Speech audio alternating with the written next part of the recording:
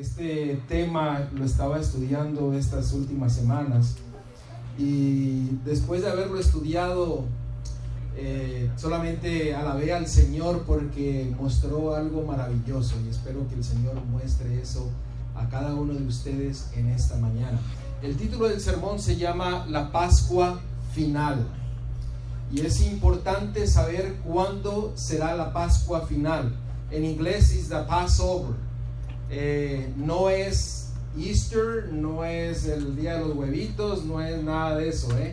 La Pascua que el Señor instituyó y que dijo que sería para siempre. ¿Y cuándo celebraremos la Pascua final? Es muy importante conocer eso. Pero antes de abrir la palabra de Dios, inclinemos nuestros rostros para orar. Querido Padre, Señor, nuevamente vamos ante ti pidiendo tu dirección, tu espíritu, para que podamos entender tu palabra y escuchar tu voz. En Cristo Jesús te lo pido todo. Amén. ¿Cuántos de ustedes recuerdan lo que sucedió en la Pascua? El pueblo de Israel estaba cautivo en Egipto, el pueblo hebreo en aquel entonces. El pueblo hebreo estaba cautivo en Egipto y el Señor vino. Ustedes pueden leer todo lo que aconteció en Éxodo capítulo 12 y versículo 3 y capítulo 13. El Señor Jehová vino, hizo 6 plagas. Y llegó a la última plaga y dijo: y este mes será el primer mes para ustedes. Ahí inició el año nuevo para el pueblo hebreo. Dice: al 10º día ustedes tomarán un cordero sin mancha, lo sacrificarán, lo pondrán en sacrificio, y ustedes lo comerán con hierbas amargas y pan sin levadura. Pero el Señor hizo un mandato al pueblo hebreo y le dice: con la sangre del cordero, ustedes pondrán la sangre del cordero, ¿en dónde? En el tindel o en el marco de la puerta. Eso era una señal en la cual indicaba que en ese hogar tenían fe en Dios, que creían que el Señor les protegería, que con la fe ellos traspasaban más allá de la puerta, confiando que el ángel que iba a pasar a destruir a todo primogénito no llegaría a ese hogar. Y fue un acontecimiento solemne. Yo me imagino la familia hebreas apresurándose a cocinar lo que tenían que hacer siguiendo el mandato de Jehová, y juntándose todos juntos, esperaron el momento en tener la libertad. En Éxodo capítulo 12 versículo 26 y 17 dice: y cuando os dijeren vuestros hijos, ¿qué es este rito vuestro?, vosotros responderéis: gracias. Es la víctima de la Pascua de Jehová, el cual pasó por encima de las casas de los hijos de Israel en Egipto, cuando hirió a los egipcios y libró nuestras casas. Entonces el pueblo se inclinó y adoró. ¿Qué era lo que simbolizaba esta Pascua? ¿Qué era lo que simbolizaba? Libertad. La Pascua que sucedió en el tiempo de Egipto simbolizaba libertad. Pero la Pascua tenía un simbolismo que apuntaba hacia el futuro. Y ese, lo que apuntaba hacia ¿quién? Hacia Cristo, el Cordero de Dios que quita el pecado del mundo, que iba a venir a morir por cada uno de nosotros y derramar su sangre redentora. Así que cuando ellos pusieron la sangre en el marco, y Dios le dijo, deben de hacer esto y lo otro, tenía como propósito que ellos recordasen que Jehová es libertador, que Jehová da la victoria, que Jehová hace todo lo posible por sus hijos. Y entonces el pueblo de Dios creyó en la palabra de Dios e hicieron tal como el Señor les había mandado. Abramos la palabra de Dios en Éxodo capítulo 12. En Éxodo capítulo 12 nosotros encontramos esta experiencia del pueblo de Dios. Y yo quisiera que ustedes fueran a su hogar y estudiasen todo el capítulo 12 para saber lo que era la Pascua.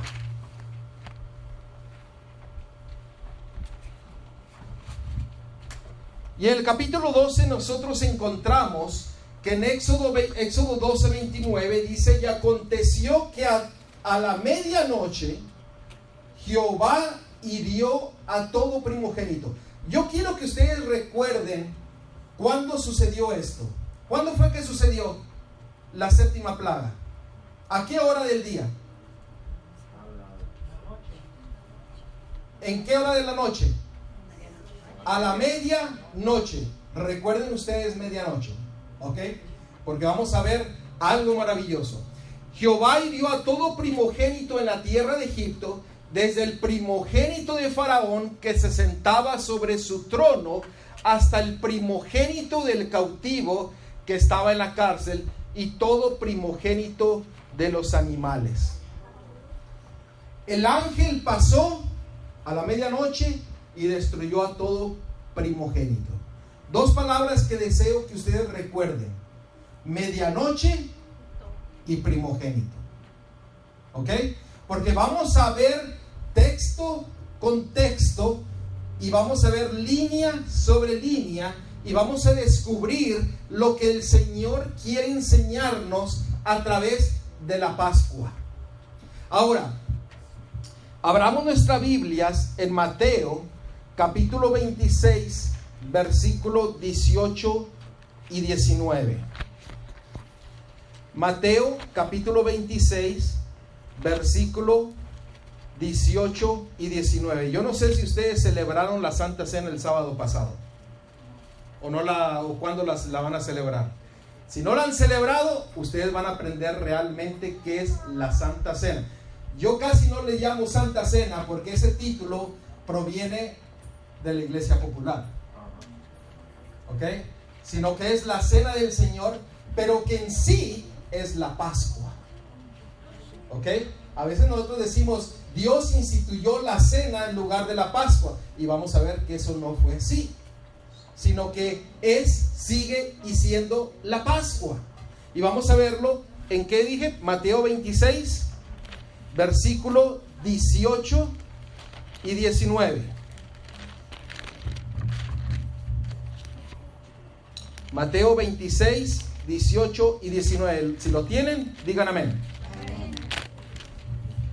Dice la palabra de Dios: y él dijo: id a la ciudad a cierto hombre y decidle: el maestro dice, mi tiempo está cerca, en tu casa celebraré ¿qué? La Pascua con mis discípulos. ¿Ustedes notaron? ¿El Señor iba a celebrar la cena o la Pascua?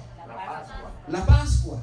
A veces nosotros nos guiamos en lo que la tradición dice, la Santa Cena, la cena, sino que la cena que nosotros hacemos en la iglesia, que le llamamos la Santa Cena, es el recordatorio de la Pascua. ¿Me están siguiendo? Ok. Entonces Jesús iba a celebrar la Pascua. ¿Y qué fue lo que sucedió en esa cena? Vayamos a 1 Corintios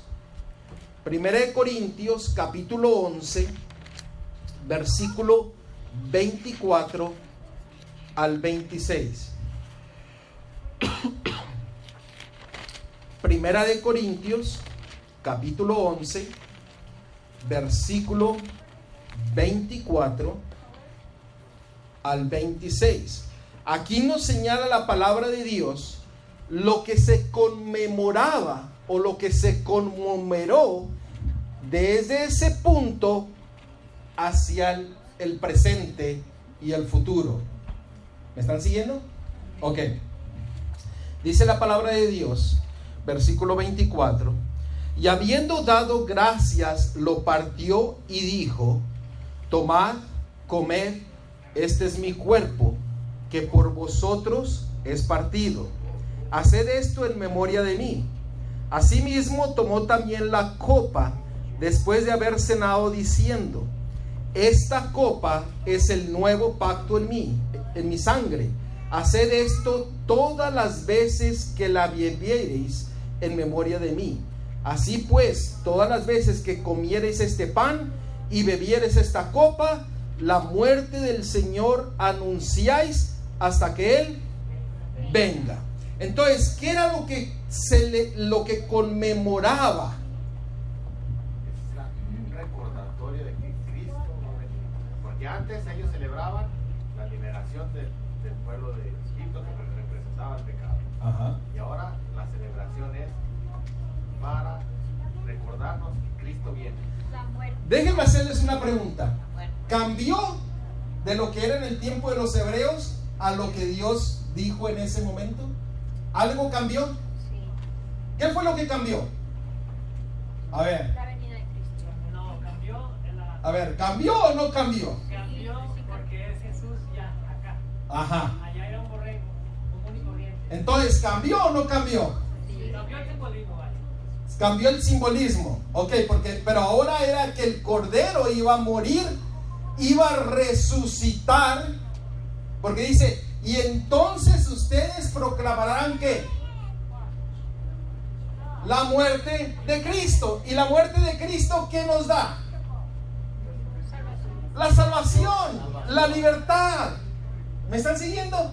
No cambió en nada, pero ahora cambió de un corderito, como dice mi hermano, solamente el corderito, pero ahora cambió en que el Cordero de Dios era Cristo Jesús. Entonces, desde ese momento, dice que eso se proclamará hasta que Cristo venga. En pocas palabras, el Señor nos da una certeza de victoria. El Señor nos está diciendo: mientras ustedes hagáis esto y esto, que representa mi cuerpo, mi sangre, proclamáis mi muerte hasta la segunda venida de Cristo. Ahora, ¿cómo proclamamos la muerte? ¿Cómo lo proclamamos? ¿Ah? Conmemorando la Pascua, ¿ok? ¿Alguien más? Dando a conocer a Cristo a los demás. Hermanos, miren, nosotros proclamamos la muerte de Cristo cuando la muerte de Cristo viene a ser una realidad en nuestras vidas. ¿Me entendieron lo que dije? Cuando la muerte de Cristo es una realidad en mi ser, que me está transformando desde la célula más pequeña de mi interior hacia el último cabello de mi cabeza, aunque ya tengo muy poquito. Pero es cuando nosotros vivimos el Evangelio. Hermanos, hay mucha gente que dice: yo creo en el Evangelio, pero viven distinto al Evangelio. No experimentan el perdón de Dios, no experimentan la santificación de Dios. Hermanos, necesitamos vivir y experimentar lo que Cristo hizo por cada uno de nosotros. El pueblo hebreo comía la carne del cordero y la comía con hierbas amargas. Y dice la palabra de Dios que tenían que tener sus mochilas puestas, sus bolsas y todo, porque iban en un momento dado, iban a salir de Egipto, pero rapidito. Y hermanos, a veces nosotros hacemos o no hacemos lo que Dios dice y estamos sentados y dormidos en nuestros laureles. No estamos ni prestos a salir a predicar el Evangelio. como acá lo dijeron, es ir y predicar el evangelio, lo que estamos viviendo. ¿Me están siguiendo? A veces vivimos en una pasividad que da miedo. Da miedo. Vivimos en una pasividad que a veces nos importan más las cosas del mundo que las cosas espirituales. Y mejor ahí, aquí le paro porque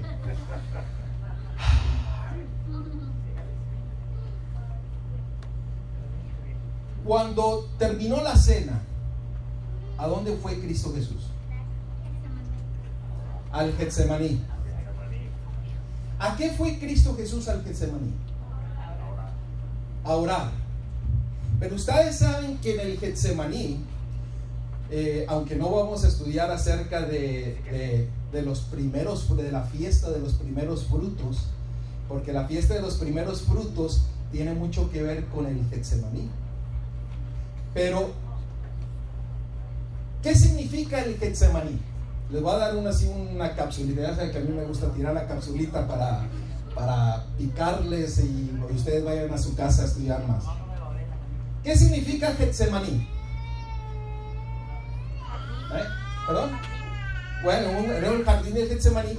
Pero el Getsemaní, si ustedes buscan el significado, era la prensa del aceite. Se prensaba el aceite de oliva. El aceite que representa el Espíritu Santo. ¿Y con qué se ungía? ¿Con qué se unge? Con el aceite del Espíritu Santo. ¿Dónde fue ungido Cristo Jesús para su muerte? En el Getsemaní. ¿Ok? Así que ahí se los dejo para que lo vean. Pero vamos a Mateo 26, versículo 36.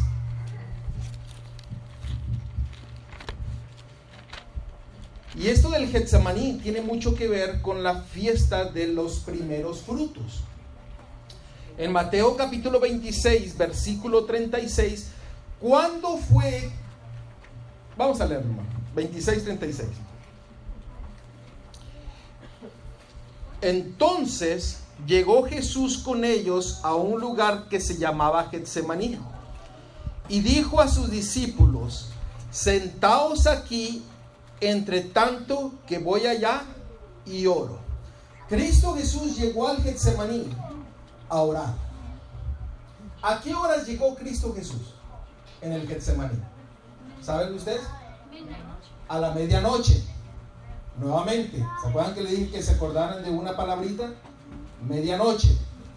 Cristo Jesús llegó al Getsemaní en la medianoche y el propósito era orar. Leamos el versículo 37 y 38. Y tomando a Pedro y a los dos hijos de Zebedeo, que eran Juan y Jacobo, comenzó a entristecerse y a angustiarse en gran manera. Entonces Jesús le dijo: mi alma está muy triste. ¿Hasta dónde? Hasta la muerte.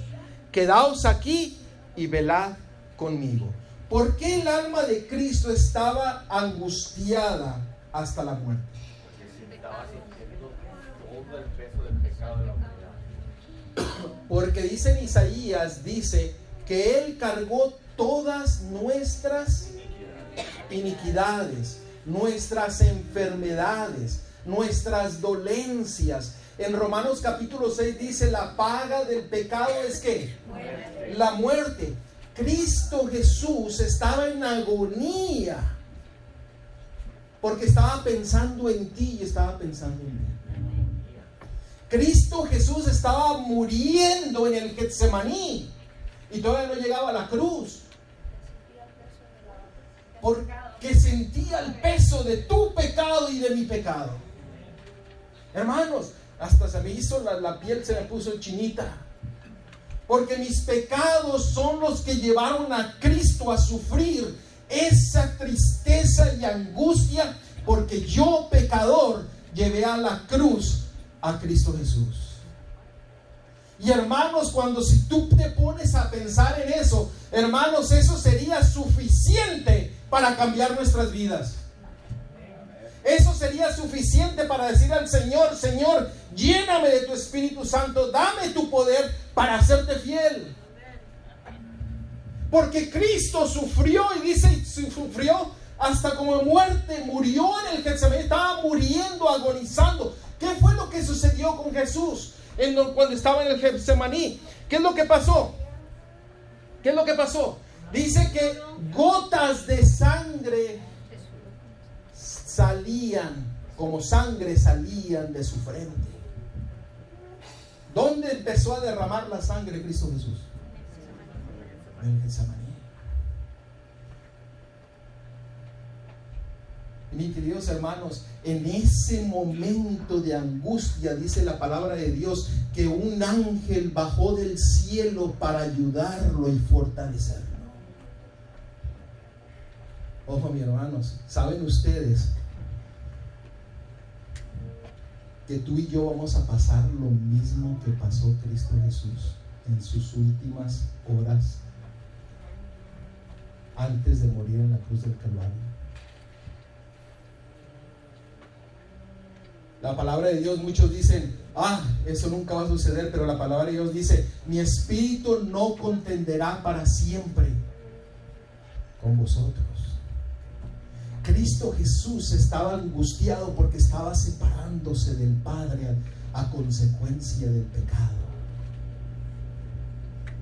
Y mis queridos hermanos, Dios nos ha dado promesa que cuando estemos en un tiempo de angustia, de necesidad, en vez de jalarnos los pelos y decir: ¿qué voy a hacer? Voy a ir a buscar, voy a ir a hacer lo otro, voy a ir a trabajar en sábado en vez de guardar el día del sábado como reposo. En vez de eso, en Salmos 91, noten lo que la palabra de Dios nos dice.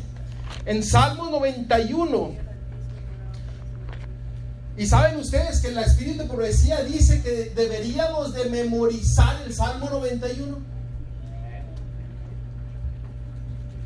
A veces yo me lo sabía cuando era de chico, pero a veces no lo repite.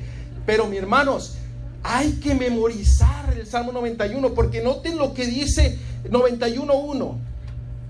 El que habita al abrigo del Altísimo morará bajo la sombra del Omnipotente. Versículo 10.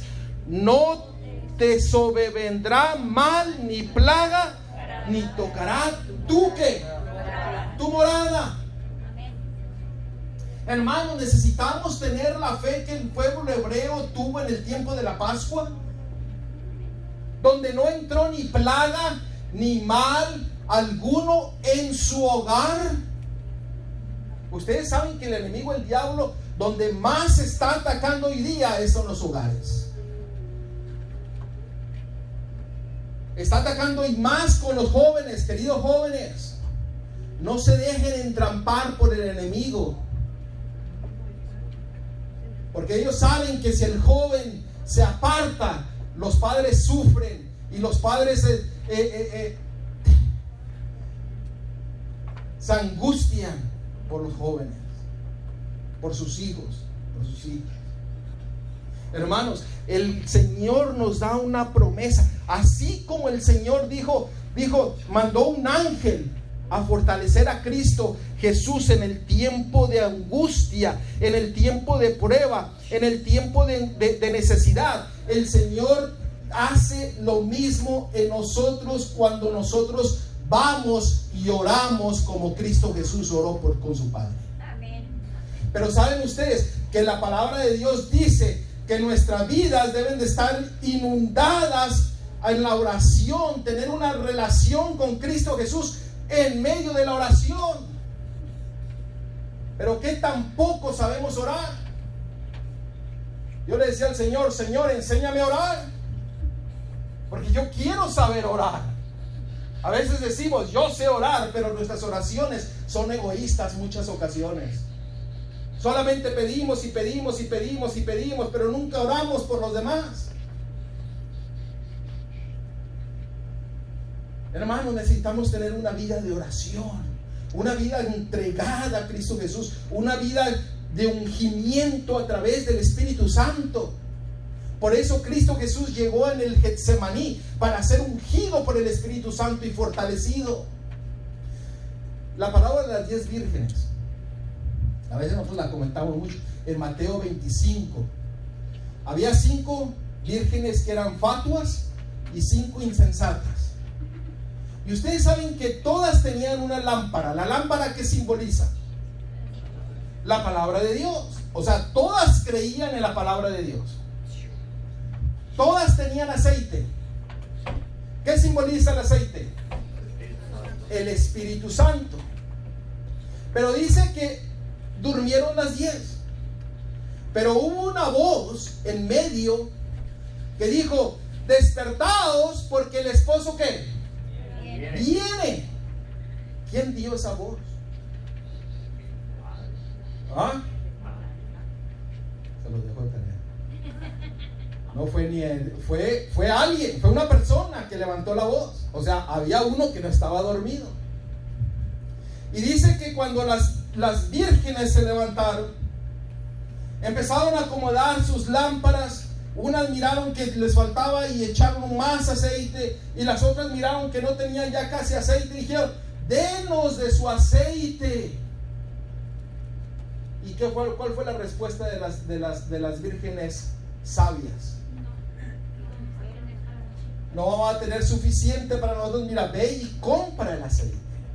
Hermanos, ¿te has puesto a analizar que el pueblo de Dios, que dice tener la verdad, llegará un momento en que habrá una gente que estará en pie antes de la segunda venida de Cristo? Pero habrá muchos,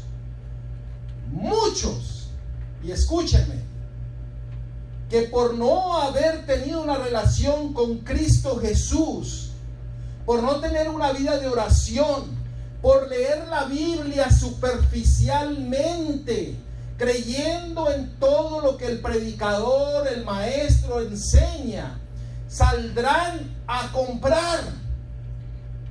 ¿Ustedes saben qué quiere decir eso? Va a decir: ay, ahora sí necesito estudios bíblicos, ahora sí necesito sentarme a estudiar la Biblia. Ay, pero ¿quién me va a enseñar? ¿Quién me va a enseñar la Biblia? Y se van a dar cuenta de que perdieron mucho tiempo en las cosas del mundo y no estaban listos para la segunda venida de Cristo. Hermanos, que no estemos en ese lugar. Es tiempo de empaparnos del Espíritu Santo. Es tiempo de estudiar la palabra de Dios. Es tiempo de tener una vida de oración. Porque Cristo Jesús viene, y viene muy pronto.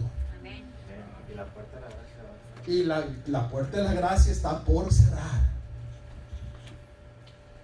Hermanos, el Señor desea que nosotros tengamos una vida plena con Él. Ahora, ¿qué simboliza la sangre? ¿Qué simboliza la sangre? Vida. Miren, antes de ir a Isaías, donde dice que la sangre, en la sangre está la vida, vamos a ver en Mateo 26, 28. Mateo 26, 28. Porque ustedes recuerden que en la Pascua la sangre se ponía ¿en dónde? En el marco. Pero vino Cristo Jesús y dijo: tomad, bebed, esta es ¿qué? Mi sangre. Entonces Dios dijo: ya no tienen que ponerlo en el marco, sino ahora hay que ¿qué? Beberla. ¿Ok? Vamos a llegar a ese punto. ¿Qué dije? Mateo 26, ¿qué? 28. Pero esta es mi sangre, ¿de qué? Del nuevo pacto. Y sigue diciendo: porque por muchos es derramada para remisión ¿de qué? De los pecados. Hermanos, el nuevo pacto, que es el antiguo pacto, que es lo mismo, el Señor lo vuelve a rectificar y dice: mi sangre, la sangre del Cordero, ahora es mi sangre la que es derramada por ustedes para salvación y remisión de sus pecados. Entonces, ¿qué es la sangre del Cordero? El nuevo pacto. ¿Ok? Y vamos a ir a ese punto. Ahora, ¿qué hace la sangre? Mire, aquí mi hermano Sergio dijo Levíticos 17:11. En Levíticos 17:11 dice: la vida está ¿en dónde? En la sangre. En la sangre. Y voy a tirar la capsulita de Reforma por Salud. Por eso la palabra de Dios dice que no debemos de comer carne con sangre. Termino la capsulita. ¿Ok? Ahí se va. Y también dice sin grasa. ¿Ok? Cierro la cápsula. Ahí se la toman. ¿Ok? En Levítico 17:11 dice: en la sangre está la vida. La sangre del Cordero es la que nos da, ¿qué cosa? La vida. Hermanos, ¿cuántos de nosotros estamos vivos? Todos aquí estamos vivos. ¿Será?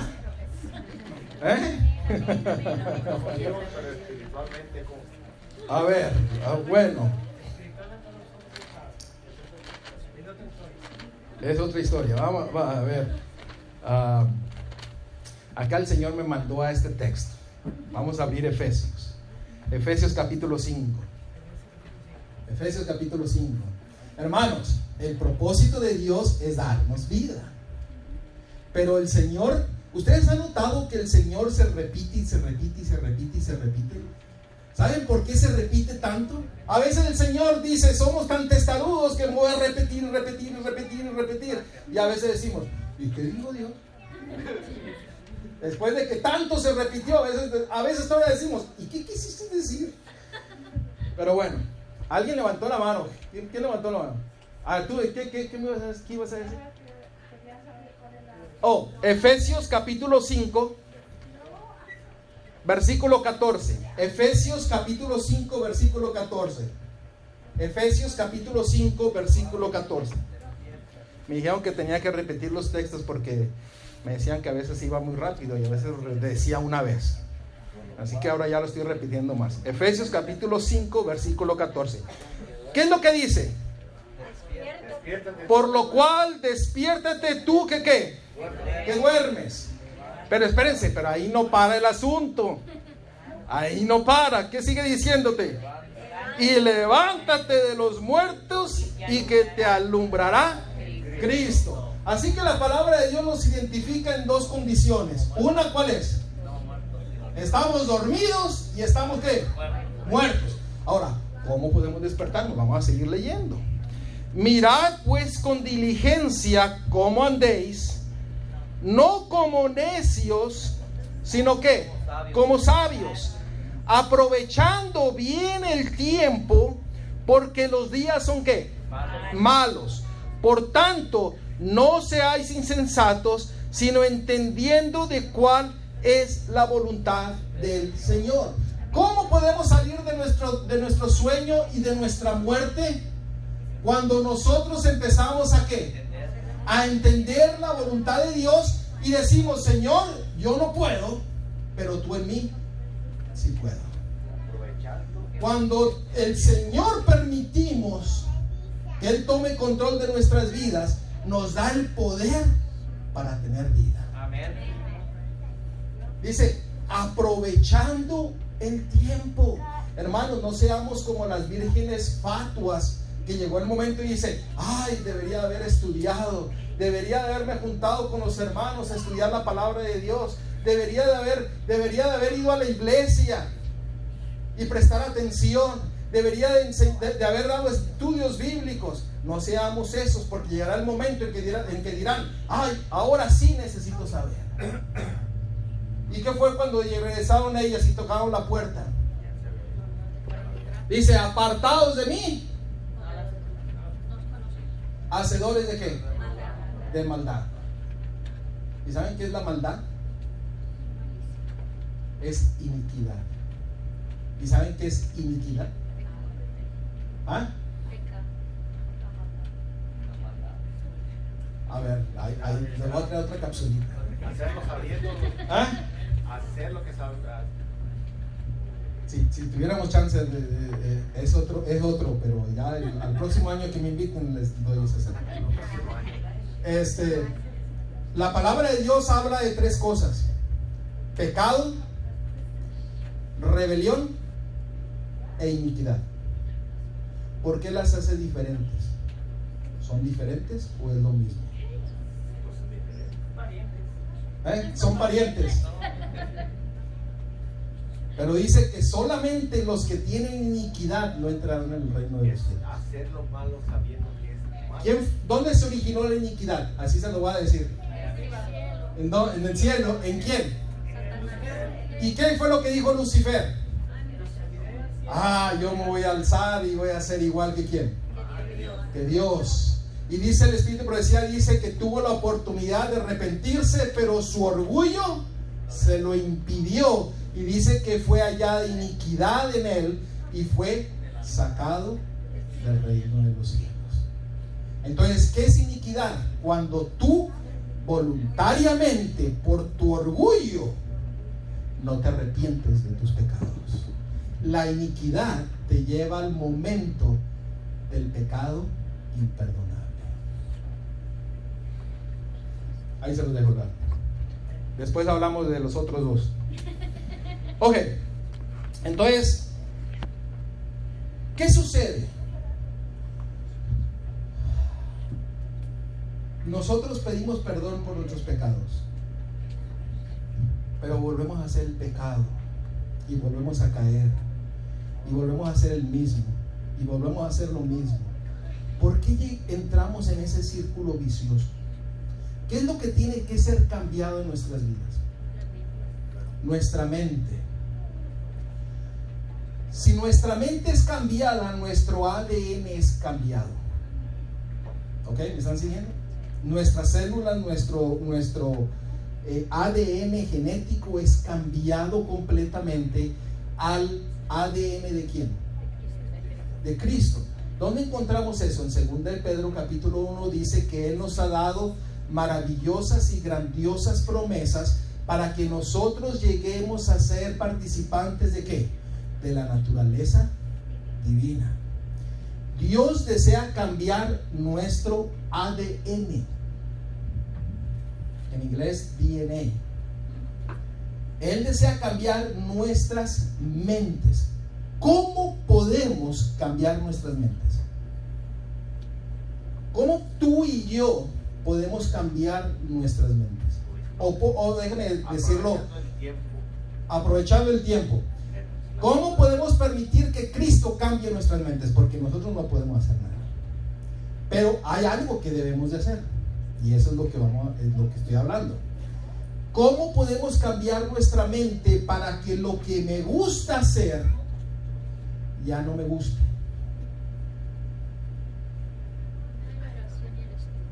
Oración y el estudio. Ok, vamos a ver la palabra de Dios. Vamos a ver Hebreos capítulo 9. Hebreos capítulo 9, versículo 14. Hebreos capítulo 9, versículo 14. Y por esto es importante que nosotros entendamos lo que es la Pascua y cómo poder experimentarla, cómo poder vivirla en nuestras vidas. Hebreos capítulo 9, versículo, ¿cuál dije? 14. Dice, ¿lo tenemos? Cuanto más la sangre de Cristo, el cual mediante el Espíritu eterno se ofreció a sí mismo sin mancha, limpiará, ¿qué cosa? Vuestra conciencia de obras muertas, para que sirváis ¿a quién? Al Dios vivo. ¿Cómo cambiamos nuestra mente, nuestra conciencia para ser victoriosos en el nombre de Cristo Jesús? ¿Cómo la cambiamos? A ver, ¿cómo? ¿A través de qué? de la sangre de Cristo. A veces, y mis queridos hermanos, cuando yo iba creciendo, cada vez que había una santa cena, o la Pascua, ahora le voy a decir la Pascua, la cena, era un tiempo solemne, donde la cena representaba un rebautismo a Dios. Hoy en día se ha caminado hacia un lado donde es más un ritual, una costumbre. Apagamos las luces, prendemos velitas, hacemos esto, hacemos lo otro. Niños que no entienden lo que están haciendo, lo hacen. Lean 1 Corintios. En 1 Corintios dice que no hay que tomar la Santa Cena indignamente.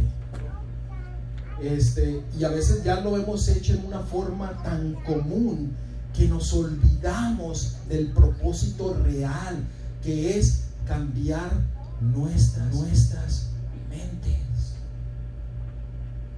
Y yo no estoy criticando lo que se hace o lo que no se hace. Cada quien es responsable de sus propios actos. Dios ha establecido su verdad en la palabra de Dios. Por eso debemos de estar siempre con un escrito estable. Hermanos, cuando nosotros llegamos y tomamos la Santa Cena, o la Cena, o la Pascua, teniendo en mente que ese simbolismo es la vida que Dios quiere darnos, la vida que quiere transformarnos completamente, y que nuestra fe basada en ese pensamiento, el Señor nos va a dar victoria. Hermanos, cambia completamente lo que estamos haciendo, ¿o no? Cambiaría completamente. Y mis queridos hermanos, el Señor desea cambiar nuestra mente. Apocalipsis 1:5. Apocalipsis 1:5. Veamos qué más hace la sangre de Cristo. Apocalipsis capítulo 1, versículo 5. ¿Lo tenemos? Alguien que busque Apocalipsis 7:14. ¿Quién quiere buscar Apocalipsis 7:14? Allá atrás, ¿ok? Apocalipsis 1:5 nos dice: y de Jesucristo, el testigo fiel, el primogénito de los muertos y el soberano de los reyes de la tierra, al que nos amó y nos lavó ¿de qué? De nuestros pecados. ¿Con qué cosa? Con su sangre. Ustedes notan, cuando nosotros tomamos parte del vino que representa la sangre de Cristo, debemos de ir y estar seguros de que el Señor nos ha perdonado. Que al levantarnos de ese lugar y salir, entonces seremos unas personas nuevas. ¿No es maravilloso todo lo que la sangre del Señor hace? No es para alabar al Señor. Nos perdona nuestros pecados, nos protege, nos quiere cambiar nuestras mentes, nuestras acciones, nuestro ADN completamente. El Señor dice: completamente te quiero cambiar. Apocalipsis 7:14, ¿qué dice? Apocalipsis 7:14. Yo le dije: Señor, tú lo sabes. Y él me dijo: estos son los que han salido de la gran tribulación y han lavado sus ropas y las han emblanquecido con la sangre del Cordero. Amén. Las ropas han sido emblanquecidas por la sangre del Cordero. ¿Qué son las ropas? Las ropas, bueno, tenemos que tener la justicia de Cristo. En vez de quitar, el Señor nos cubre con su manto de justicia. Pero lo que yo mencioné en la escuela sabática, aquellos que estuvieron, ¿qué fue lo que se perdió cuando entró el pecado? El manto de la gloria y la majestad que cubría a Adán y Eva. Cuando el Señor dice: nos cambia nuestras vestiduras, quiere decir que nos cambia nuestro carácter, nos hace reverentes, nos hace temerosos, porque es su majestad, su honor, su gloria. ¿Me están siguiendo? Ven, el Señor no solamente quiere cambiar tu mente, quiere darte vida, quiere cambiar tu carácter, que seamos pacientes, bondadosos, mansedumbres, templantes, llenos de fe, llenos de amor. Y mis queridos hermanos, el Señor desea cambiarnos completamente. Noten, ¿qué es lo que tenemos que hacer con la sangre? Tomarla. ¿Qué significa tomarla? Que entre. O sea, el Señor no solamente quiere cubrirte por el exterior, sino Él quiere hacer que el cambio desde ¿dónde? Desde el interior. Alabado sea Dios. Hermanos, el Señor desea que seamos transformados, que seamos vivificados, que nos despertemos de nuestro sueño y que volvamos a la vida eterna que el Señor desea darnos. Hermanos, es maravilloso lo que el Señor desea hacer en cada uno de nosotros. ¿Qué es lo que va a suceder si nosotros hacemos eso? Apocalipsis 12:11, que fue nuestra lectura bíblica. Y estos han vencido ¿por medio de qué? Búsquenlo. Apocalipsis 12:11. ¿Qué dice? A ver, fuerte. Dígale, hermano. Y ellos ya han vencido por medio de la sangre del Cordero y de la palabra del testimonio de ellos, y menospreciaron su vida hasta la muerte. Ahora, ¿cómo llegamos a ser vencedores? Por la sangre de Cristo. ¿Y qué más? Su testimonio. ¿Qué es el testimonio? Es el espíritu de ¿qué? De profecía. Bueno, lo quieren buscar. Lo miro que quieren buscar. 19:10, perdón. 19:10. Busquémoslo, porque a veces doy por asentado que lo sabemos. Yo me acosté a sus pies y a adorarlo, pero él me dijo: mira, no lo hagas, yo soy consciente tuyo y de tus hermanos que mantienen el testimonio de Jesús. Adora a Dios, y el testimonio de Jesús es el espíritu de profecía. El espíritu de profecía es la palabra de Dios. Nosotros lo relacionamos con la pluma inspirada, pero es la palabra de Dios que nos ha sido dada para que la sangre de Cristo nos dé victoria. Porque ¿cómo ganó la victoria Cristo Jesús en el desierto? Con un escrito está. ¿Cómo ganamos la victoria nosotros? Con un escrito está, pero ahora tenemos ¿qué más? La sangre de Cristo Jesús, que nos limpia de todo pecado, nos cambia, nos da vida, nos da poder, nos llena de todo nuestro ser para ser transformados para la honra y gloria de Dios. ¿Me están siguiendo? ¿No es maravilloso? La palabra de Dios es maravillosa. Ahora, vamos a ver algo, y noten esto, porque el título del tema es: ¿cuándo se celebrará la última Pascua? ¿Ok? Y aquí viene la importancia. A ver, creo que puse aquí un texto. Aquí viene la importancia. Ya me fui sin ver. Pero miren, en los días de Cristo, vastas muchedumbres provenientes de todos los países asistían a aquellas fiestas. La Pascua era una de ellas. Y si las hubieran observado como Dios quería, con un espíritu de verdadera adoración, la luz de la verdad podría haber sido esparcida por su intermedio a todas las naciones del mundo. Ahora, les pregunto, ahora, si usted viene y toma la Pascua, la cena, sabiendo el propósito de Dios para tu vida, ¿no cambiaría tu vida completamente? Y entonces saldrías al mundo a decir cuán maravilloso es Cristo Jesús. ¿Me están siguiendo? Sí. Los que residían lejos del tabernáculo debían emplear más de un mes cada año para asistir a estas santas convocaciones. El Señor vio que aquellas reuniones eran necesarias para la vida espiritual de su pueblo. ¿Ok?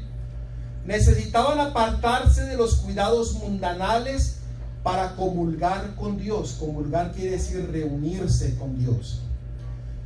Y contemplar las realidades invisibles.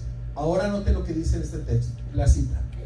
Si los hijos de Israel necesitaban el beneficio de aquellas santas convocaciones en su tiempo, ¿cuánto más lo necesitamos nosotros en estos últimos días de peligro y qué? Y conflicto? Si los habitantes del mundo necesitaban entonces la luz que Dios le había confiado a su iglesia, ¿cuánto más la necesitamos ahora? ¿Ustedes recuerdan Daniel capítulo 7? Ahora, déjenme aclararles. Aquí no está diciendo que hay que ir y sacrificar corderitos. Aquí no está diciendo que hay que porque el sistema sacrificial fue clavado en la cruz.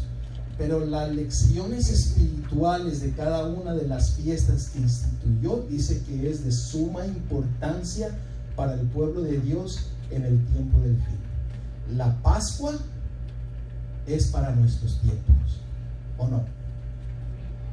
¿Tiene una lección espiritual para nosotros? ¿Sí o no? Amén. ¿Por qué a veces nos hemos olvidado de todos esos días que Dios instituyó para que nuestra vida espiritual creciese? ¿Por qué no nos acordamos de ellas? Ustedes recuerdan, Daniel capítulo 7 dice que el cuerno pequeño iba a tratar de cambiar ¿qué? Los tiempos y la ley. Tiempos y ley. A veces nomás decimos ley, pero cambiaría los tiempos y la ley. Hermanos, ahora que yo estoy estudiando esto, la Pascua, después de la Pascua seguía 7 días que le llamaban la fiesta de los panes sin levadura. Ustedes saben, se lo voy a decir así rapidito, ¿qué simboliza la fiesta de los panes sin levadura y qué lección espiritual hay para nosotros en este tiempo del fin? La levadura representaba ¿qué? El pecado, pero ustedes saben que también la palabra de Dios dice que la levadura representa la falsa doctrina, representa la persecución.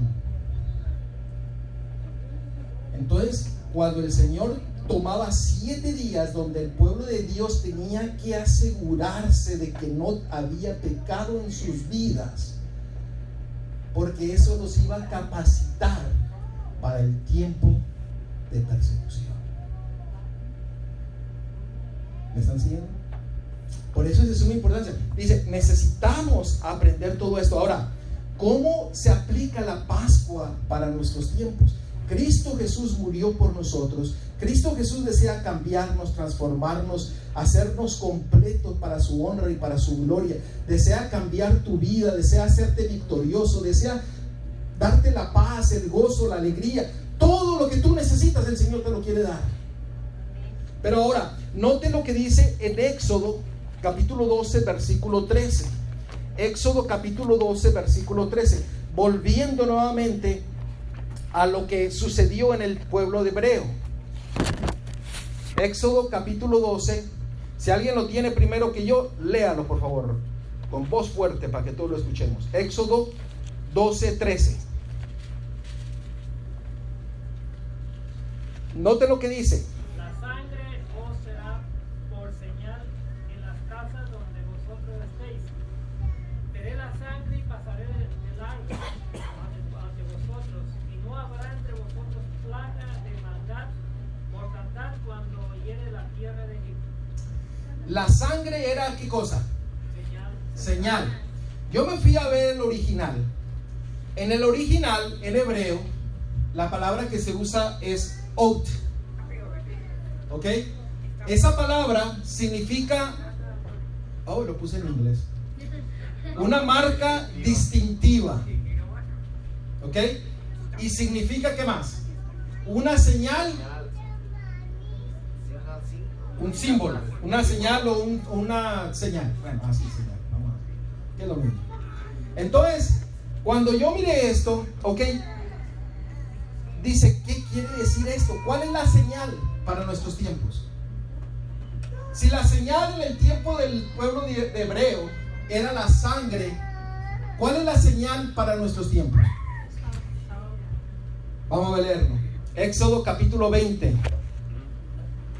Ezequiel 20. Ezequiel 20, 12. Y noten por qué la relación de la Pascua con el tiempo del fin. Y aquí el Señor nos da, nos muestra su grande amor y su misericordia para cada uno de nosotros. Ezequiel, no sé por qué se me quedó eso, ¿no? Ezequiel 20, 12. ¿Lo tenemos? Y les di también mi sábado para que fuesen por señal entre yo y ellos, para que supiesen que yo soy Jehová que los santifico. Entonces, el Señor, si usted lee en el original, se usa la misma palabra. La señal del sábado es la misma out, que es una señal. Dios ha puesto ahora su señal en el tiempo del fin, que es, ¿qué cosa? Sábado. El sábado. El sábado tiene una relación estrecha con la Pascua, con la, no me gusta pero decirlo, pero Santa Cena, para que ustedes lo tengan, con la Cena del Señor. ¿Ok? ¿Es santa, Juan?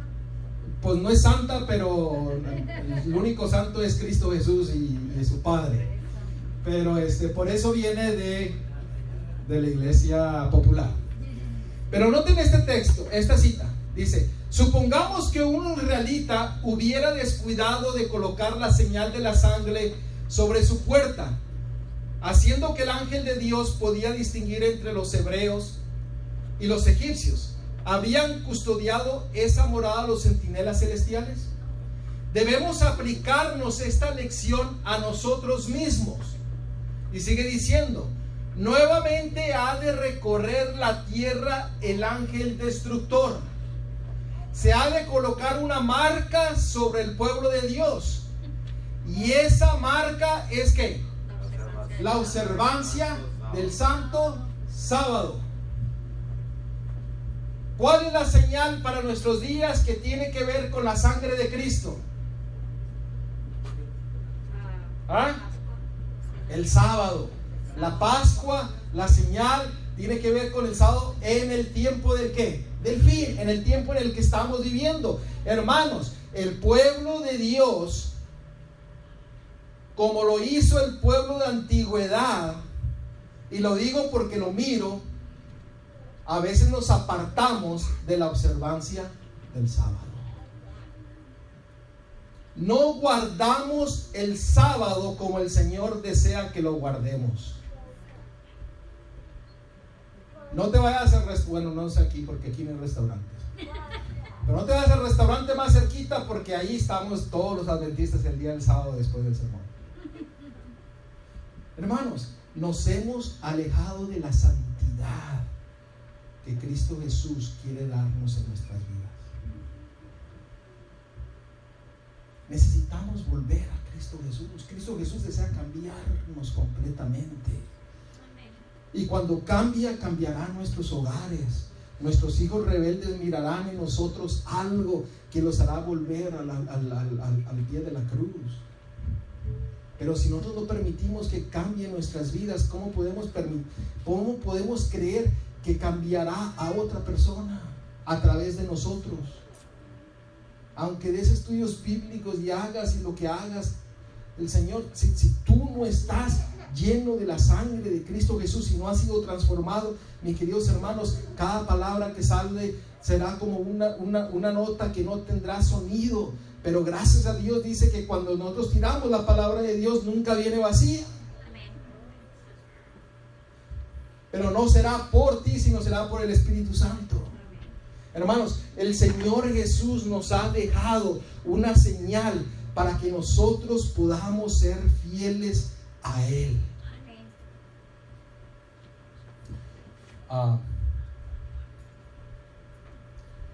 Hebreos 4, 9, 10, si ustedes lo quieren leer. Deuteronomio 5, 15.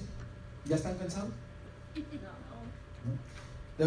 Hebreos 4, 9 y 10. Por tanto queda un reposo para el pueblo de Dios, porque el que ha entrado en su reposo también ha reposado de sus obras, como Dios de las suyas. Deuteronomio 5:15, acuérdate que fuiste siervo en tierra de Egipto y que Jehová tu Dios te sacó de ella con mano fuerte y brazo extendido, por lo cual Jehová tu Dios te ha mandado que guardes el día de ¿qué? De reposo. Queridos hermanos, el Señor Jesús desea que nosotros le seamos fiel, y el reposo tiene una relación estrecha con la Pascua, con la cena del Señor. Ahora sí, yo no sé cuándo van a tener la Santa Cena, pero espero que ustedes recuerden todo lo que el Señor desea hacer en sus vidas, y el Señor hará grandes cosas. En Éxodo 12:23, Éxodo capítulo 12, versículo 23. ¿Qué sucederá cuando nosotros tengamos esta señal en este tiempo del fin?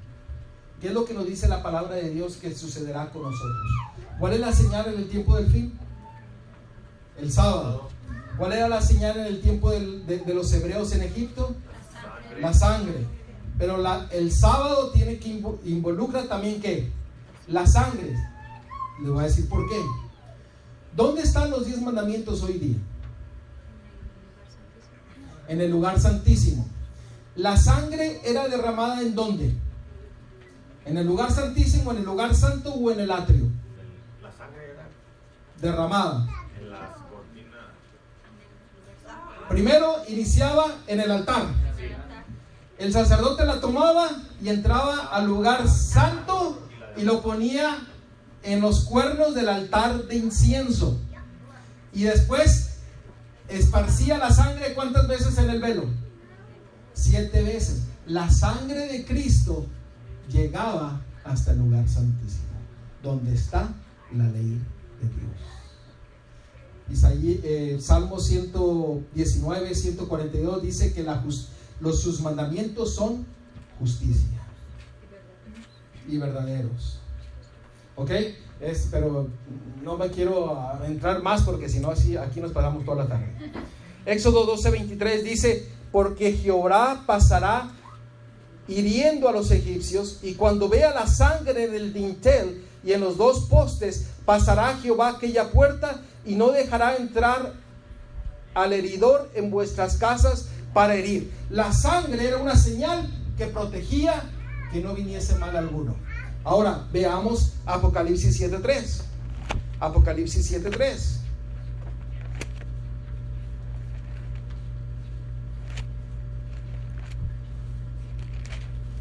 Apocalipsis capítulo 7, versículo 3.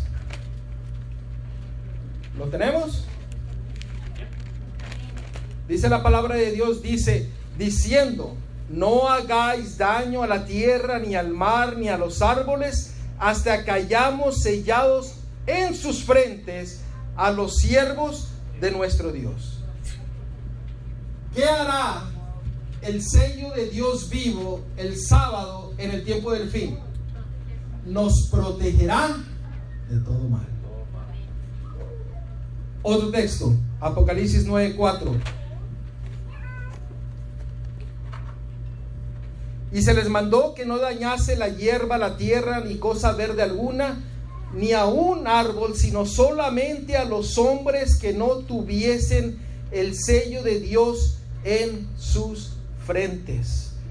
¿Quiénes son los únicos que sufrirán las últimas plagas? Aquellos que no tienen el sello de Dios, aquellos que no tienen la señal de la sangre del Cordero de Dios que quita el pecado del mundo, aquellos que no tienen la señal de obediencia y lealtad al Señor a través de su sábado. Solamente ellos serán los únicos que sufrirán todo lo que viene. Si tuviéramos más tiempo, podríamos mostrar cómo mostrar que el sello de Dios es el sábado, con la palabra de Dios. Pero ahí se los aviento la cápsula. Ahora la pregunta es: ¿Cuándo se celebrará la última Pascua? Ya que lo vimos todo. ¿Cuándo se celebrará? En nuestros tiempos. Cuando se ha puesto ¿qué? El sello de Dios vivo. Esa será señal de que tú y yo hemos sido vencedores a través de la sangre del Cordero y de su testimonio. Hermano, si tú no me escuchaste en toda esta mañana, querido joven, déjame decirte una cosa, y quiero que salgas de este lugar con este pensamiento. Cristo Jesús murió por ti, murió por mí y desea cambiar tu vida. Solamente tú y yo podemos permitir que Él lo haga. Si el Espíritu Santo está tocando tu corazón en esta mañana y te está diciendo,